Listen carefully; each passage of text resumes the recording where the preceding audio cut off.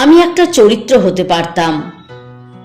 যদি হতাম সীতার মতো অপাপ বিদ্যা সতী, আমি হতে পারতাম একটা চরিত্র।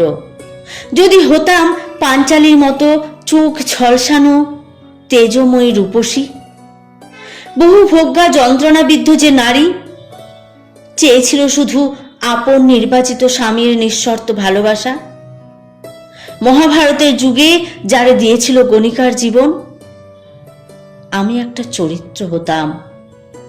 হতাম যদি রাধার মতো কলঙ্কিনী কৃষ্ণপ্রিয়া, অথবা হতাম যদি স্বামী প্রেমে বঞ্চিতা পাষাণী অহল্যা, তাহলেও হয়তোবা চরিত্র হয়ে উঠতাম না। কোনো দিনই একটা চরিত্র হয়ে উঠব না আমি। লোকে আঙুল তুলে দেখাবে না, বলবে না ওই দেখো সে যায়, আহা কি সতী লক্ষ্মী, বলবে না ছি ছি কি কলঙ্কিনী।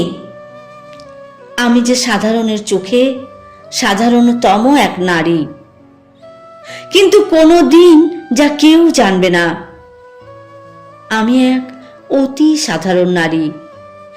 বুকের মধ্যে বয়ে বেড়ায় সূর্যের মতো জ্বলন্ত অগ্নিপিণ্ড, অসংখ্য হতাশার বাঁধ ভাঙা উচ্ছ্বাস, বহু শত বিনিদ্র রজনীর কোলে টুপ টুপ করে ঝরে পড়া অশ্রুবিন্দু।